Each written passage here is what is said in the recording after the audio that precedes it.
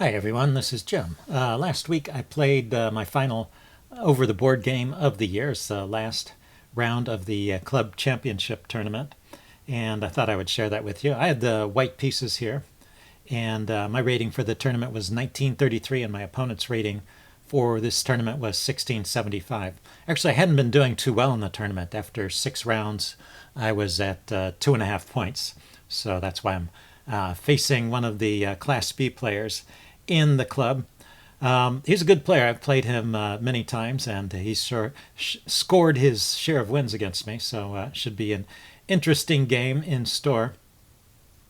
So anyway, I started off with d4, and of course I was looking to improve my average on the tournament, so as not to lose too many rating points. So both pretty well motivated here. d4, d5, c4. I play the Queen's Gambit, and he plays e6, the Queen's Gambit declined. So we get a very standard position here. I go knight c3, goes bishop e7. This is a little bit of a finesse. I think it's okay to just play knight to f6 there, followed by bishop e7. But sometimes players will play bishop e7 first. That stops this bishop from coming out immediately. And then after knight f3, then going with knight f6. Now the bishop can come out to g5. In fact, bishop to g5 is the most popular move in this position, and I've played that way before. You can also play quietly with e3. But, well, this pawn is not really under any threat. There's no immediate way for black to defend that pawn, even if he takes it. You just have to attack it and you will get it back. So there's really no hurry to play e3, and it makes sense to get your bishop outside the pawn chain at this point. So I played the move bishop to f4 here, just to play something a little bit different than my usual bishop g5. And this is the second choice. Bishop g5 is the top choice in the database, and bishop f4 is the second choice. But this has gotten to be quite a popular move recently among the top levels. And already my opponent plays a slight inaccuracy. He goes c6. This is a very understandable move, and c6 is often very useful for keeping the knight out of b5, but it's not actually the main move here. The main move is just castles, and maybe c6 will be played later, or maybe black will take at some point to resolve the situation in the center. But the normal reply from white is e3. But you do have to ask yourself, well, what about this knight b5 move? It does look kind of interesting. This pawn, well, it could be defended by knight to a6. But do you really want to defend that pawn in such a manner and have your knight on the a6 square? In fact, there's some tactical tricks here. You can play the move a6 and just give up that pawn. The rook has a square to go to. And now this knight is trapped. This knight really has nowhere to go. You can see that all these squares are covered. So the best he can do is give himself up for a pawn or two. And so this turns out to be a good position for white. Now it's not entirely straightforward from here, but there are other tactics at play, including the idea of bishop to b4, which is a pretty nasty strike against the king. It forces this knight back. There's knight to e4, and there's queen to f3, the queen coming out. So in addition to this knight being trapped, I think it takes a little time to round it up, and white has ways to try and save it. But overall, there's so many quick tactics coming against the king, which is uncastled, and taking advantage in a way of the fact that white has never played e3, that it's actually just too dangerous to go down these lines for white if black is playing it all correctly. So that's why c6 is not really necessary, and black can just go ahead and castle, and white is not advised to play knight b5 immediately. But anyway, he played c6. I went e3 now because now there is a chance of taking that pawn and defending it. And we continue on. This is still in the opening book, so it's still a reasonable way to play. I go h3 at this point. This is so that the bishop will have a square to retreat to if the knight goes to h5. Let's see, he goes knight bd7, and I go c takes d5. Now this is also not the most common move here. The most common move here is to just develop the bishop, and that's a very natural move as well. But I was already starting to think about playing something different than my usual setup. So, often I will play bishop d3, then back to c2, queen to d3, set up for an attack along that diagonal, set up the battery. And, I've won some games that way, played a lot of nice games and got some good results with it. But like I said, I was in the mood for playing something a little bit different. And I was already thinking about the minority attack, which is a possibility after the exchange. You take, black takes back. Certainly black should take back with the e-pawn. The idea here is that you want to open up a diagonal for the light squared bishop, and so I think that's the most active move, and then develop my bishop. So I don't waste a tempo. First of all, if I had developed the bishop immediately, black can gain a tempo by taking here and forcing me to take there, and then maybe later repositioning my bishop. So the exchange sets up this Carlsbad structure. This is the Carlsbad structure with the pawns. The pawns set up like this. And it's often a situation in which white can go for the minority attack. Let's see. Anyway, I continue with bishop d3 here. He went rook e8. I castled. He went knight f8. This is also, it looks a little bit funny, but this is also in the opening book. It wasn't particularly necessary there, but you do want to open up that diagonal for the bishop. This knight, for one thing, if white does continue to go for some kind of kingside attack or a battery on this diagonal, this pawn is very securely defended now. Even if this knight on f6 gets chased away, that knight is defended. This bishop has an open file or open diagonal here, and this knight could come back to g6 to harass the bishop, or maybe in some cases come to the e6 square. So all this has been played before, and here I play the first move that's not in the opening book. I play the move rook to b1. So let's back up. The most common move here is queen to c2, just continuing with that kind of battery idea, except this time with the bishop in front of the queen. I'm always a little bit skeptical of this kind of setup myself. It's some pressure, but you would much rather have a queen taking on h7 than the bishop. So it seems to me like the pieces are in the wrong order. But I don't know. There are other tactical ideas there too, I'm sure. Anyway, let's back up. I played the move rook to b1, and this is an idea I saw when I was making my series on the middle game, particularly the minority attack in the middle game. That was idea number 4 in that series.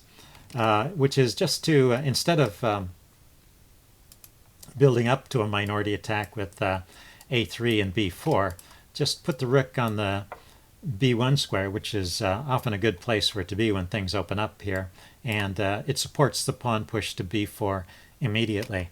While I'm on the topic of the middle game series, I wanted to mention that I do plan to get back to that hopefully early next year and continue on. I got through, I was doing the top 10 ideas in the middle game, and I got up to idea number 4, and I haven't done idea number 5 yet, but I have some ideas for that. And so I hope to get back to that. I'll put a pointer to that middle game series at the end of this video if you haven't seen it. So anyway, I went with rook b1, and he played bishop to e6 here, just solidifying his center and getting his bishop off the back rank. Went ahead with b4. He went bishop to d6 here. He decided now, since I hadn't pinned this knight, that he's going to try and trade off this active bishop here. And then also, this bishop was controlling the b8 square. He may want to put a rook on b8 to oppose my rook at some point. So a sensible thing to do. Even though that is a good bishop, it's still a pretty logical play from black. I take, and he takes, and then I push on with b5. And so this is a kind of a critical moment here for black. If black just continues developing, say brings this knight out, I will take, and then I will just start to put pressure on that backward c-pawn, and I'll get a typical minority attack. I might bring this knight in here and put it on the c5 square. If it's possible, I would like to put a knight on the e5 square and not that knight on the e5 square attacking that backwards c pawn. But if he plays knight to g6, that would also kind of put a damper on that. Now that's a way that black can play, but actually the way that black chose here is the most active way to play, and also the top choice of the chess engine. It's to push on with c5, not let me get that easy attack, but instead take on an isolated queen's pawn. And speaking of the chess engine, when I went over this game, I was actually pretty well impressed with the quality of the play. It seems like we weren't making too many mistakes. I think black played a little quietly in the opening and let me get some kind of advantage, which I'm keeping through this part of the game. But he's also finding a lot of top engine choice moves and staying in the game really well at this point. But also I'm finding a lot of the top engine moves and keeping the pressure on. So I think it's been a very well played game so far. And we'll point out I'll point out those places where we start to slip. But anyway, I went to rook c1 here, defending my knight, and maybe putting a little pressure on the queen there. I didn't have to play rook b1. I could have moved rook c1 rather. I could have moved the knight, but the rook here. Now that this pawn is not hasn't got a target over here so much, it doesn't make as much sense to have the rook behind it. So I think rook to c1 is the most logical move here.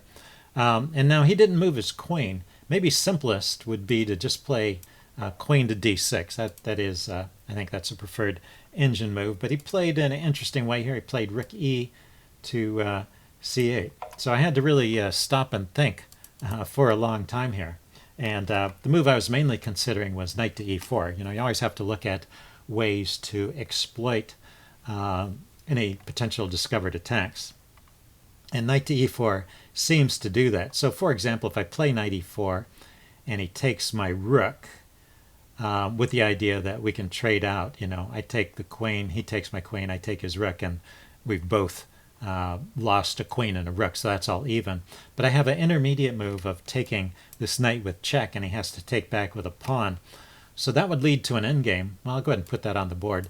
That would lead to an endgame where I would have where the material would be even, but he would have this isolated pawn, and he'd have a pair of doubled pawns there and an isolated pawn here. So I'd just have much the better endgame. Also, his bishop would be kind of blocked in behind the pawns there. So that would be good for me.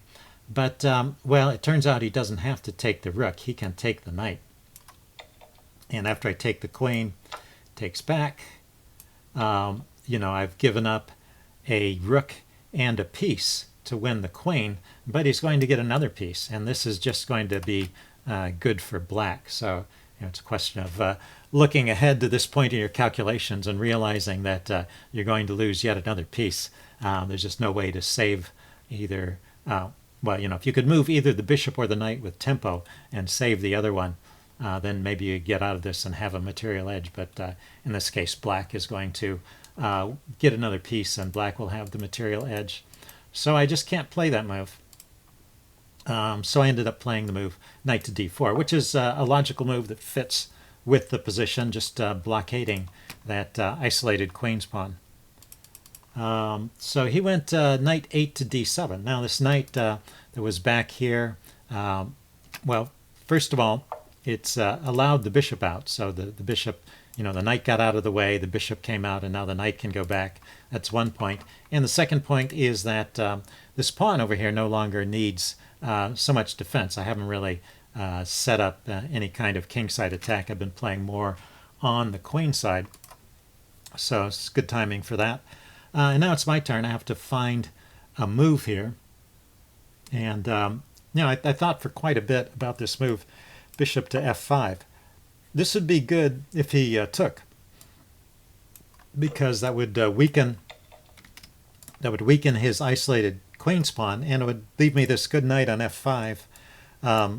Always looking at this idea of coming into e7 with a fork. In fact, the chess engine gives king to h8 as the best move for black in this position. So white is doing pretty good here, I guess, because the engine doesn't want the queen tied down defending that e7 square all the time. But the thing is, he doesn't have to take my bishop. He can just drop his queen back here, and then I haven't really accomplished anything. So I was looking around for something better, and well, I came up with this move, queen a4. I don't know how much better it is, but it does at least get my queen off the back rank. I'm trying to activate it. I was going to reposition it over here and maybe try and push these pawns forward some more. And I'm still thinking there may be some way to get a tactic on the queen. But at this moment, he drops his queen back to b6. That's a nice move because it opens up the c5 square, and this is a kind of threat you can easily overlook, but he's actually threatening to play knight to c5. The reason it's easy to overlook is that when I played queen a4, there was no possibility of knight c5, so I didn't have to worry about it. This move opens up that knight c5. But I noticed it, and I played queen b4, getting away from that. Fork, at least. He played knight c5 anyway, and now I can drop the bishop back. This is a good piece, and I want to keep it on the board. So I have some edge in this position still. I have the better minor piece if you compare the two bishops. And in the long run, I have pressure against the isolated queen's pawn. But black is still in the game. It's very definitely a close game. And he starts to build up some pressure on the c file with rook to c7. So I decided to go with a4. I'm looking to play the move a5 and maybe chase his queen around a little bit. I was trying to figure out if there was some tactic. The queen only has one square to go to after I play a5, and maybe there would be some tactic against the queen on a5 where it's not protected and this knight is kind of pinned, but the knight can always move to defend it. There didn't seem to be anything there. But anyway, he didn't wait around for me to play a5. He played a5 himself. That's a nice move because at this point I can't play pawn takes pawn en passant because my queen is hanging. So got to watch out for my own queen. So I was really unsure what to play here. I think there's a couple plausible moves here. Queen back to b2, queen over to a3. I believe the chess engine preferred queen a3, and that was kind of my first instinct. But I decided queen to b2 was good as well, with the idea maybe of switching back to the king side. Things have kind of blocked up on the queen side, so it makes sense at this point to shift the focus of the game back over either to the middle or to the king side. So that's where I played, and I think it's an okay move. He went rook a to c8. The idea with the queen on a3, I should say, is just to keep some pressure on that knight and maybe try and figure out if there's some clever tactics there still, but nothing. There doesn't seem to be anything immediate. And here's another place where I did not have any great plan, and I just played a kind of normal strengthening or developing move. I just played rook f to d1. It makes a lot of sense. This rook was not doing anything here. Put it to the center, put it opposite the isolated pawn. Maybe something will turn up there. And in fact, this very next move, something happens that makes that rook move useful. Actually, black is in a bit of it's a position where it's not so easy to find moves. I put this on the chess engine, and after a while, it settled on the move h6 as the best move for black in this position, which is a move that does almost nothing, right? I don't have any pieces that are threatening to go to this g5 square, so it's not protecting the square. It's just giving the king a little bit of lift and waiting. It's basically like a pass, just waiting for things to happen. And it's understandable my opponent preferred to try to play something maybe a little more active, tried to come up with a plan here, and but it didn't work. So he played knight to e8. And the thing is, what that does is this pawn has been securely defended all this time by the knight and the bishop. But at this point, it's only defended by the bishop, and I already have it attacked by the knight. So when I play this move, knight to d2, knight d to e2 rather, I'm threatening to take that pawn. And the best move that black has here is to bring the knight back and defend it. So that's why that knight e8 was a slight mistake. So I would say that's the first kind of imprecise move in the game. And it just gave me a tempo, basically, a free tempo. And now I can just start to pile up on this pawn. It's two attackers, two defenders. I can throw another attacker at it with bishop a2. And for a while here, I was thinking maybe I could just overpower him because his pieces aren't so well positioned to defend that pawn just at the moment. It's like sometimes you can just catch your opponent's pieces in an awkward spot. And particularly this knight, I didn't see how this knight was going to get over and help defend that pawn, which is maybe something you can think about because my opponent finds a really clever way to do that. So let's see. He plays rook d7 first, though, just meeting the threat. I played rook d4. And, well, there's another point where this was actually the top engine choice. So there's another point where I was looking at our moves, and both of us are playing top engine choices for this sequence, or moves that are among the top engine choices. So it seems like it's pretty well played through this part as well. So rook to d4. It's nice to blockade that pawn, prevent it from coming forward and dissolving itself. You don't often want to use the rook as a defender, but you have to look around at the minor pieces and say, who can chase that rook away? The bishop is a light squared bishop. It can never chase that rook away. This knight has got to make 3 moves at least before it can get to a square that will attack the rook. And this knight, well, it can go to these squares that would attack the rook, but those are, well, this one's under my control and this one is occupied by the bishop. And if the bishop leaves, then it leaves the pawn under-defended. So I didn't see any easy way for him to exploit the position of the rook. And I also still did not see how he was going to get that knight over to help defend. I thought I was just going to be able to pile up here. So he played rook cd8. I played rook cd1. And then he sprung the surprise on me. He played knight to a6. Yeah, my queen is still undefended here. I had moved it away from b4 when it got kicked. I moved it to b2. But it's still undefended there, and there's still a pin in this direction. That might be actually the reason why the chess engine preferred putting the queen on a3 rather than b2, getting rid of any potential pins and kind of restricting this knight. This is kind of a question what to do. He can defend the pawn in one of 2 ways, right? He can come in here, or he can come over here. And I think he's eyeing the b4 square, which is also going to hit my bishop. So I can't just keep piling up pressure on the pawn. He's going to get that move in with tempo. I did think a while about letting him play that move and just giving up the exchange, taking with the rook, taking back with the queen. But it did not seem to be enough compensation. In fact, black is doing well in that position. So eventually I settled on the move bishop to b3, which does 2 things. It, first of all, unpins that pawn, so I'm really threatening to take the knight, so it forces things along. And then secondly, when the knight does hop into b4, which is where he played it, and I think that was the top choice of the engine once again, it's not hitting the bishop, so he's not threatening to trade that off and get rid of one of my key pieces, and so it gives me a move. And at this point, I play the move knight to f4. So I've kind of got, well, not quite maximum. I've got 4 pieces hitting that pawn. 5. Yeah, I've got all 3 minor pieces plus the 2 rooks. But he's managed to get all 3 of his minor pieces plus his 2 rooks defending it.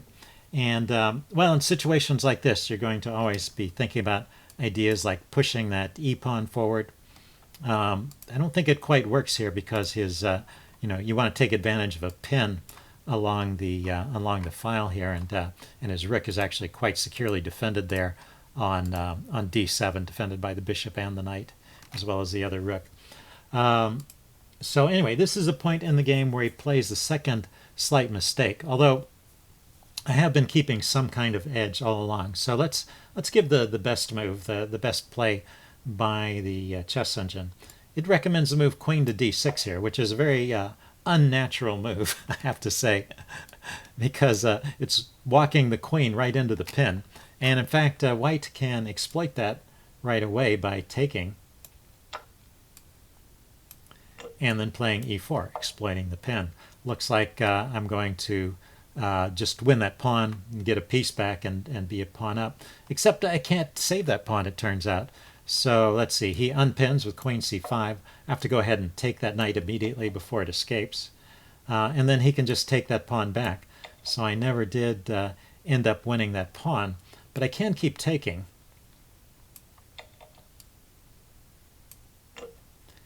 And then dropping the rook back, maybe threatening to come over here. The funny thing is that the chess engine gives white a pretty big advantage through all of this.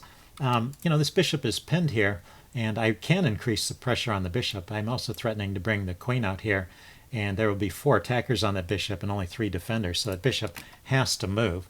So that's a key point, and it has to move to a square where it defends a rook. So then I can take and keep taking. Oh no, then play rook c1. Take once, then play rook c1, hitting the queen. And this also threatens to bring the rook to the back rank, so the queen runs to the back rank. And then bishop takes e6. F takes e6. That's kind of the punchline at the end. So what do we get here? We get a position where the material is even, but once again black has a weakness that I can go after. And I don't know, the chess engine is quite optimistic about white's chances in this position. But anyway, that is best play from both sides at this point, and that kind of shows the state of the position. I doubt if we could really have found all of those moves, even if we were playing well. But I just wanted to show that for what it was worth. Yeah, for an objective evaluation of the position, it seems that white is better even with best play, but it's maybe not such a huge advantage. But anyway, he plays the move g5. Kind of a tempting move. I was actually thinking about that move myself. What do I do if he plays g5 and just kicks my knight back? And that was one of the reasons why I didn't play knight to f4 until the very last moment. I tried to line up all my other pieces first and then play knight to f4. But at this point, I have a decent reply here, and then this move does weaken the king side. It also leaves this knight loose here, although I could not find any tactics to exploit that. It was just something I was thinking about here. If I could move this knight and this rook with tempo, then that knight is just hanging there. But if I, for example, take the bishop, he can take back with the queen, defending the knight, so it's not so easy. I decided, the most annoying piece here was actually this knight on b4. And it might look like that it's a bit out of play, but it's doing a key job defending the central isolated queen's pawn. It's controlling these light squares here. Here, let's get rid of some of those lines. It's controlling the light squares. It's a pretty good piece. So I decided I should go after that, and I played knight to d3. And now the threat is I really am just going to take that and grab a pawn over there, and that should be really good for me. So he's pretty much forced to take. And then I take with the rook that was on the first rank. So my idea is that I'm going to continue to pile up, and I'm going to get my queen behind the rook, setting up an Alechin's gun, as it's called, and try and get something going with that, maybe with the e4 idea. So he played queen to c7 here. He realized he needed to get his queen over to defend, and he was looking for the best place. It seems the best place for the queen to defend from is queen to c5.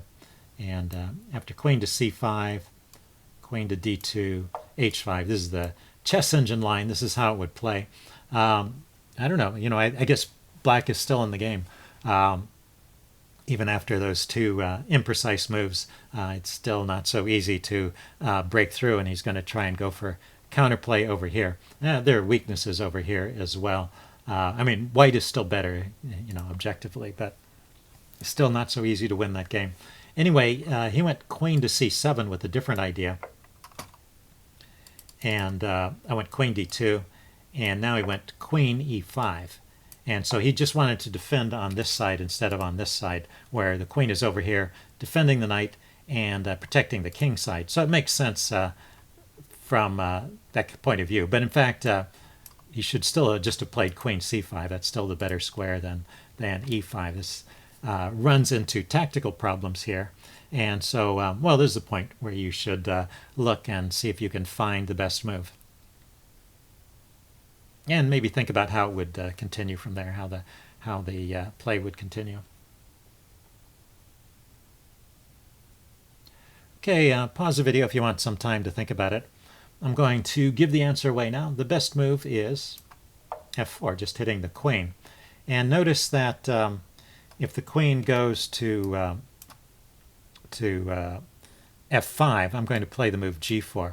So there's no way that the queen can stay in touch with everything. It can't come forward to this square because of the knight. Now after g4, the queen drops back and this pawn comes forward to the fork. So it's not just about chasing the queen away from defense of that pawn. It's actually black is running out of space over on the king side and is going to lose more material there. So he took once, and then that opens up this square over here for the queen. The queen can now run to h5. And now g4 is still a good move here. This is still winning. But I was wondering if I was maybe if there might be something better, because g4 does allow the possibility of some kind of sacrifice here. And my king is open. You know, my queen and my rooks are defending the second and third ranks. My queen and rook are defending the second and third ranks. So I'm probably okay. I don't think he can get some kind of perpetual there. But it's still, that would be something I would have to check out very carefully before playing g4. And I was kind of looking around for something better, and I did find the best move here. So another point to look for what the best move is. Pause the video if you want time to think. I'm going to give the answer away now. It's rook to g3, check. Yeah, that g-pawn that he pushed forward and then traded off has left an opening here. And this is really strong. He's in big trouble now. He just moved the king to the side. It doesn't matter where he goes. And then my rook comes up here to g5. And, well, once again, I'm winning that pawn, but also there is, black is a little bit short of space. So anyway, he played the move queen to h6. I guess, yeah, I wanted to mention, if the queen went to h4 instead, there's this nice double attack here. The pawn comes forward hitting the bishop, and then this rook hits the queen, and my queen is defending this rook, so I'm not leaving that hanging. So if you can imagine all that. So queen h4 is no good. He went queen to h6, but that has some tactical problems too. And you might want to, well, here, let's talk about it. I'm thinking about the move f5, and I eventually decide to play it. That is the best move here. And the thing to think about here is there's this tactic I'm setting up against the queen, where his queen is loose on h6, and it's on the diagonal with my queen. And once I push that pawn forward with the tempo on the bishop, I can play the rook in with check. But it's interesting because the rook here check idea, imagine this file is open, he can actually take back with the knight. I mean, if he took back with the king, I would take the queen. But when he takes back with the knight, it defends the queen. And so that's one idea here. But the knight is playing the role of a key defender there. And then there's another idea here, which is pushing this pawn forward just to trap this bishop, win that bishop, which is now trapped. But the knight plays the role of a key defender here as well. The knight can come out to the e4 square, forking my queen and rook, and if I take it, when he takes back, then my queen is under fire. Or if I take with the knight, my rook is under fire. So this looks a little bit tricky here. But the thing to notice is that the knight is overloaded. The knight was doing two jobs. One job was trying to defend the bishop against this attack by counterattacking the queen, and then the other job was protecting against this discovered attack on the queen by taking back and defending the queen. And the knight just can't do both jobs. So I pushed forward with f4, and he played knight to e4 as I expected, and that's probably the best move here. So I think this is a really good moment to try and figure out how you would play from this point forward. I think I've described all of the tactical ideas that are in the position, or that I understood at the time. But there's a different order in which you can play various moves. My queen is under fire. I still have this idea of winning his queen with the discovered check. His bishop is under fire. If I take the knight, he'll take back, and my rook will be hanging. So all of that stuff is in the air. And if you want to take a moment and try and figure out what is the exact sequence of moves that you would play and what does the resulting position look like. Okay, I'm going to talk about the way I played this position. And there's more than one correct answer here. There's more than one good way to play this. And if you chose to play the immediate rook to g8 check, king takes and queen takes queen, that is good. That turns out to be one of the top choices. I calculated a different sequence, and I think it's kind of interesting. So let's go through it step by step, because I had calculated this all the way out to the end. And it's really only about, what is it, 1, 2, 3, 4 moves, and then he resigned. So I started with knight takes e4. And he took back naturally. And then here's the kind of innovative move. There's you know, things hanging here. My rook is hanging. You know, there's still this idea of the discovered check, but his bishop is hanging too. And I decided to go ahead and take the bishop. There are different sequences, like I said, different ways you can take things. And I just wanted to get to a position that was simple and winning, and so I think this achieved that result. First, before playing that, I had to make sure that he couldn't, his queen couldn't escape from this, from the threat of the discovered check. I want to make sure I have that winning of the queen at the end as kind of my trump card. But if he just moves the queen now, I will take his rook, and then I will just be ahead of rook and a bishop. So that's just clearly winning.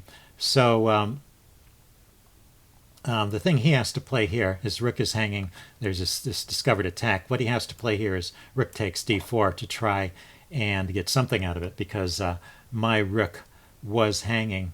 And then at this point, and I also wanted to mention, for a while I was afraid to play this because I thought that he could play queen takes e6. But that doesn't work because my bishop is protecting that. So I finally noticed that, you know, and as long as he doesn't have any kind of active move with the queen, other moves will be met by pawn takes rook. So he did play rook takes d4. And then at this point I played rook to g8 check, at which point he has to take. And then I took the queen. And then he resigned. And this is the position I had calculated my way to, and I figured this just must be winning. In fact, there's a mate in 10 or 11 according to the chess engine here, so this is just a complete win for white. And it's a win on material purposes. From the material point of view as well, it's a win.